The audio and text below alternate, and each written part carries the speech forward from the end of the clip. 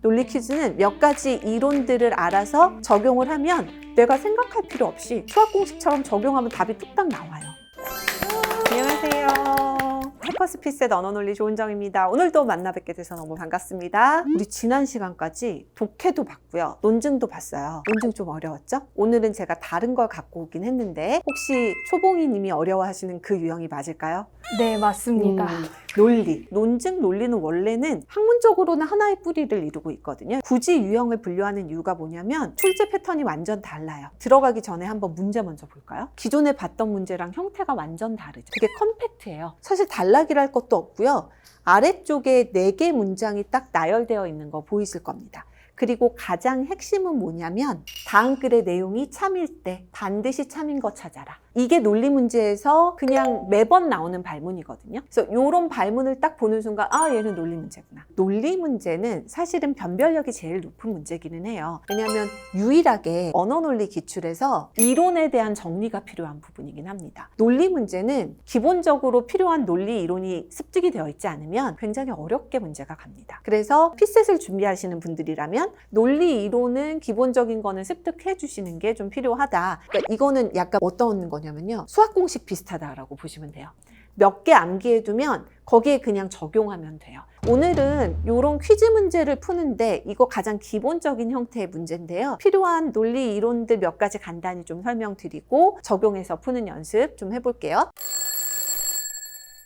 수학 공식 같다고 했어요. 그러니까 논리 이론을 알아야 이 문제가 풀린다라고 생각하시면 좋을 것 같고, 이런 논리 문제의 가장 전형적인 특징은 뭐냐면 이런 문장들이 몇 개가 제시가 된다는 거거든요. 결국엔 이 문장을 어떻게 처리할 것인가가 논리 문제를 빠르고 전략적으로 푸는 핵심적인 부분이다. 되게 비슷하지 않나요? 다 조건을 달고 있잖아요. 얘는 뭐뭐 하거나 라고 되어 있기도 하고요. 1, 2, 3번까지 논리적인 용어로 가언명제라고 합니다. 가언이라는 거는 가정을 한다라는 뜻이에요. 그래서 조건이 들어가 있는 명제를 의미하는 거고, 이 가언 명제를 기호화하는 방법을 좀 알아두시면 좋습니다. 이 명제들을 기호화하는 방법은 논리 이론의 가장 기초적인 단계예요. 기호화 방법은 진짜 간단해요. 일반적으로 A이면 B다. 여기서 이렇게 끊어서 이 조건절을 전건이라고 하고요. 그 다음에 서술절을 후건이라고 해요. 이 명제를 기호하는 방법은 전건과 후건을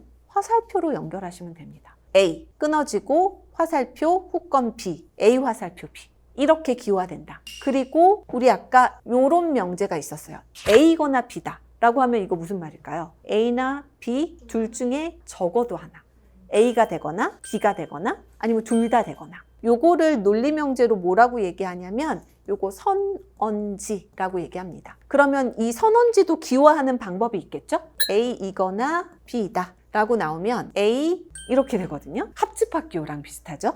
이거 너무 헷갈리더라고요. 저는 기호할 때 어떻게 하냐면 제 마음이거든요. A, or B. 그래서 기호화 방법을 이렇게 안다면 지문에 나와 있는 이 4개의 문장 있잖아요. 바로 기호화할 수 있을 것 같은데. 이거 기호화하는 이유는 뭐냐면 문장을 간단하게 만들기 위해서예요. 그래서 명제들 간의 관련성을 보는 게 핵심이에요. 논리 퀴즈 문제는 한번 볼까요? 간단하게 하면 할수록 좋거든요. 박주무관이 선발대면에서 반복되는 애들 있죠. 이런 거는 기호할 필요가 없는 거죠. 그럼 뭐만 살려주면 되냐면 성만 살려주면 돼. 박이면 오이다. 그 다음에 이, 그쵸? 화살표 남. 그 다음에 3번 명제는 선, 박. 그렇죠. 그 다음에 마지막, 이번엔 선언지니까 선, 제가 기호하는 방식에 따르면 오어, 이. 이렇게 되는 거죠. 근데 기억해 주셔야 될 게 뭐냐면 논리 명제는 따로따로 놓는 거는 아무런 의미가 없어요.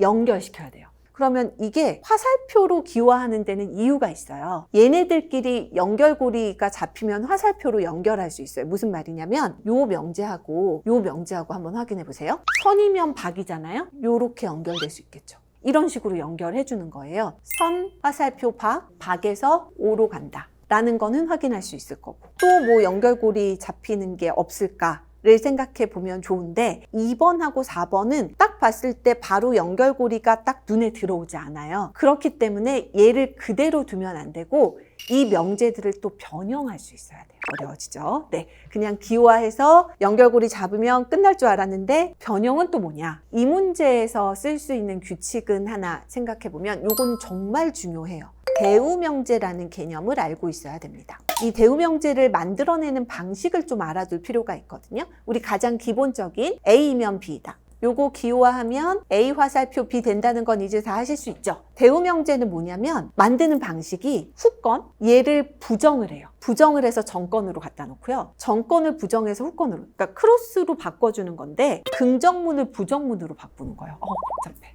근데 간단하게 보면 어떻게 되냐면 논리명제에서 부정의 의미는 요걸로 기호화를 해요. 그러니까 A가 아니다 라고 하면 아니니까 앞에다가 나 붙여주면 돼요. 이렇게 기호화하거든요. 그러면 A 화살표 B의 대우명제를 만든다라고 했을 때 일단 어떻게 가자고 했냐면 두 개 위치 바꿔. 그리고 나서 둘 다 부정해. 이렇게 되면 대우명제를 만드는 건데 얘가 왜 중요하냐면 원래 기준명제와 대우명제는 동일한 명제예요.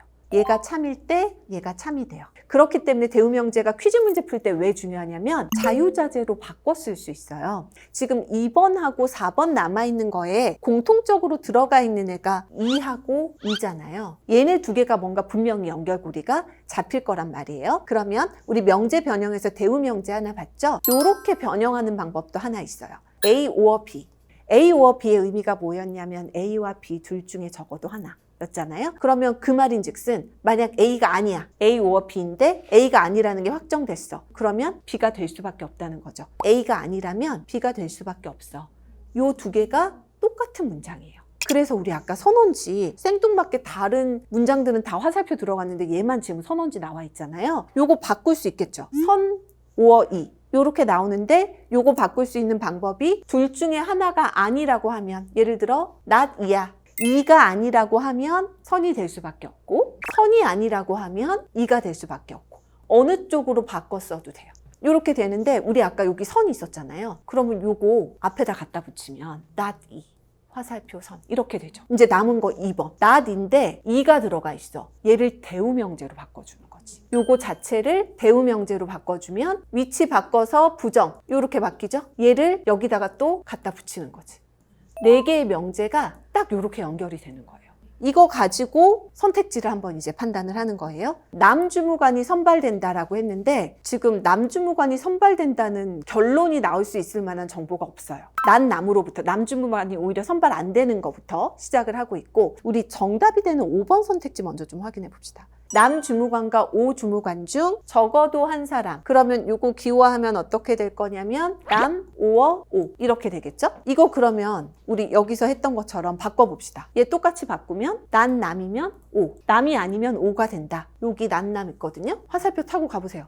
쭉쭉쭉 오까지 가죠? 오 이거 참이다. 그래서 정답은 5번. 이렇게 가는 거거든요. 얘를 그냥 놓고 읽어서 내가 풀겠다라고 하면 엄청 복잡한데 몇 가지 규칙들 가지고 기호화 간단히 시켜놓고 기계적으로 연결고리 쭉쭉쭉쭉 잡아주면 그러면 선택지도 그런 방식으로 해결할 수 있거든요. 이 문제를 푸는데 필요한 논리 이론은 가업명제 기호하는 방법, 대우명제 만드는 방법, 선언지 화살표 들어가게 만드는 방법 요거 가지고 풀 수 있는 문제인 거예요. 나머지 선택지들은 반드시 참이 안 되고 다 알 수 없다가 나올 거예요. 왜냐하면 연결고리가 안 잡혀. 그러니까 한 문장으로 쭉 연결고리가 잡혀져 있는데 이 와중에 5번만 딱 정확하게 연결고리가 잡히고 나머지 애들은 그렇게 연결된다는 보장이 없으니까 반드시 참이라고 할 수는 없는 거죠.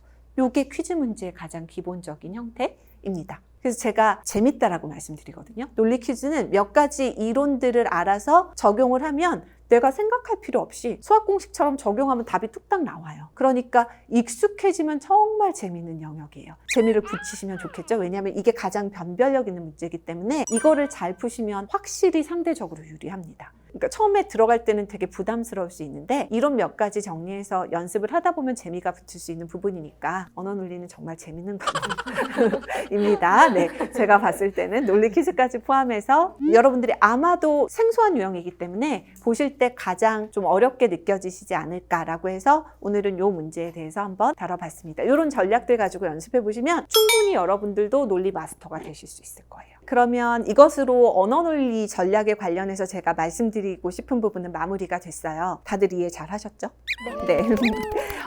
더 궁금한 게 근데 있을 수 있거든요. 여러분들이 스스로 공부하시다 보면 그런 것들은 제 1대1 게시판에 남겨주시거나 아니면 유튜브 댓글로 달아주시거나 하면 정성스럽게 제가 또 답변을 남겨드리도록 하겠습니다. 그리고 비밀이 있는데 다음 시간에는 다른 선생님이 오실 거예요. 네, 필셋이 언어논리만 있는 게 아니잖아요. 다른 과목 선생님이 오셔서 또 전략들을 설명해 주실 거니까 초봉이님, 네, 어려워하시는 부분들 잘 정리해서 다른 선생님께도 질문 주시면 아마 좋은 답변 들을 수 있을 것 같습니다. 그럼 저는 마치겠습니다. 수고하셨습니다. 감사합니다.